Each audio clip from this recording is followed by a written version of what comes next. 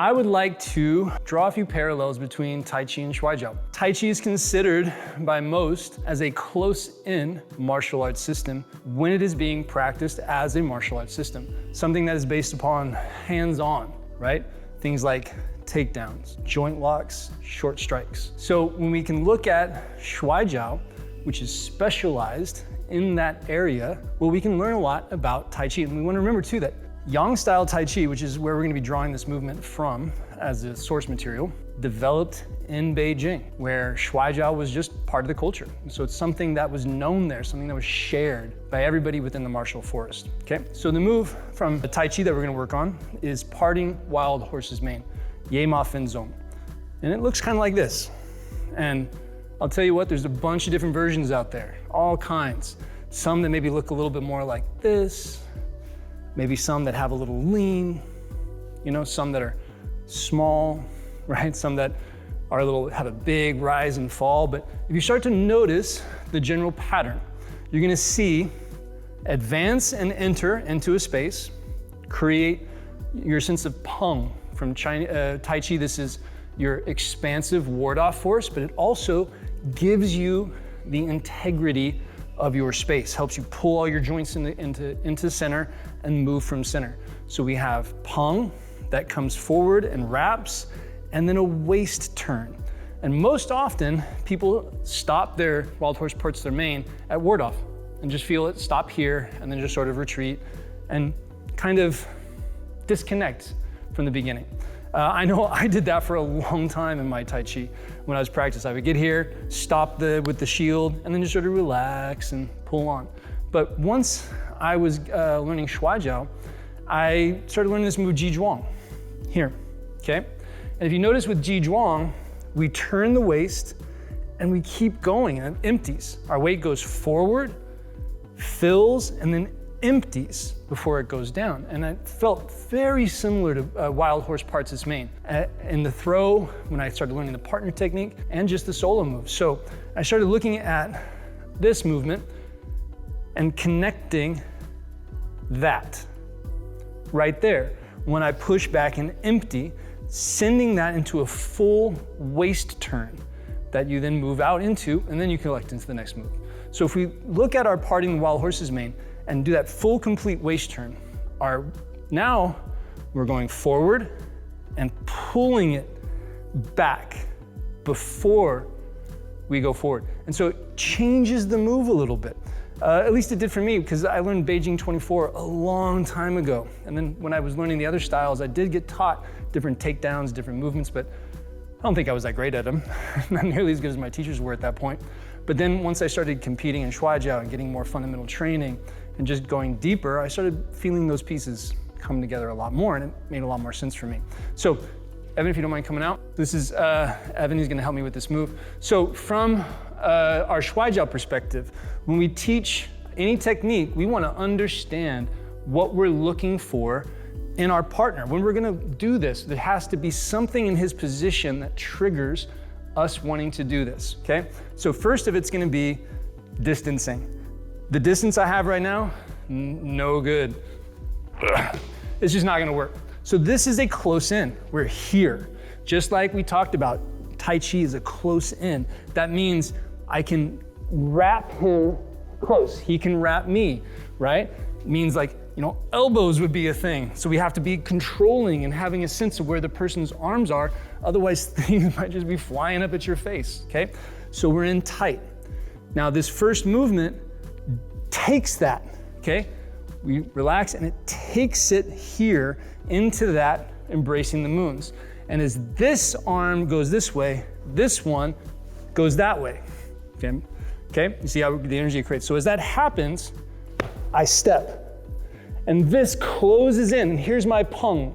Now he is part of my center, and my center wants to go down. I continue that turn, okay? I come here, and I continue that turn, and my legs have to be more dynamic. They have to change with me. So here, not too far away. If I'm here and you notice and I try to do it, he's got all the time in the world to move away from it. So you're already here. And opposing, wrapping, entering. And now you notice, what did I step with? My front foot, not my back foot. If I do this, right? He might do that, right? He might do that. But if I can quickly, you're not going anywhere with that front foot, then this will happen. His back leg steps. You see that? He's crossed up and narrow, but I'm wide. So what do I need to do? That. And that's what finishes the technique, okay? That is in our Shuai Jiao. 1, 2, and there's the technique. The lifting up and closing in, you might not lift the leg up in real action. It closes down into position, okay? To close that chain. So once again, here's our parting the wild horses main application from Tai Chi, Ji Zhuang.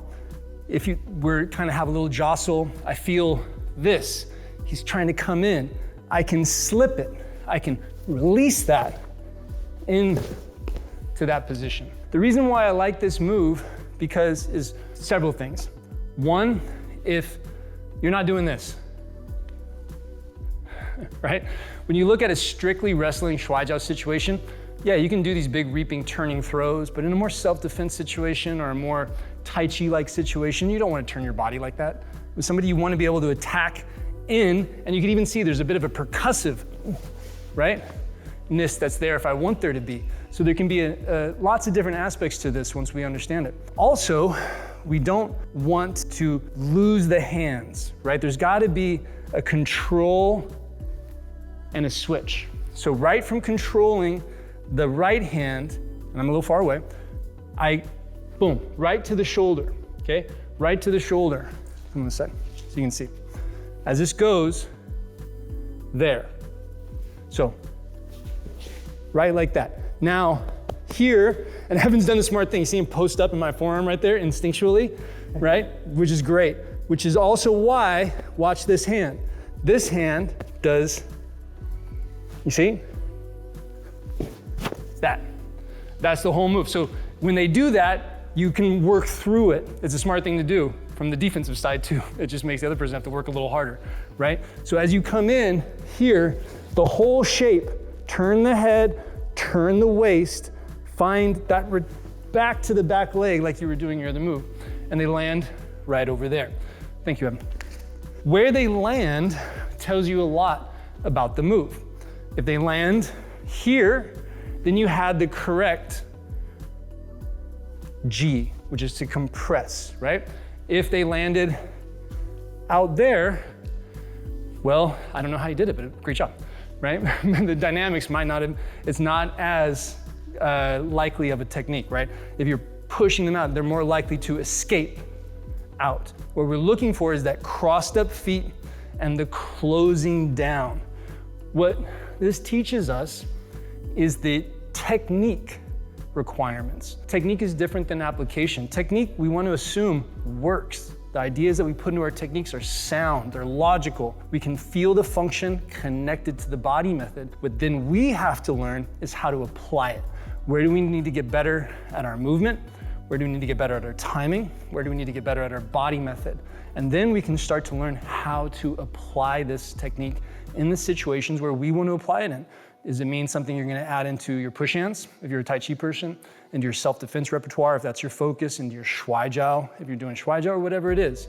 But if we can break the practice down into those more fundamental Kung Fu components, then you're going to build your own Kung Fu through that process.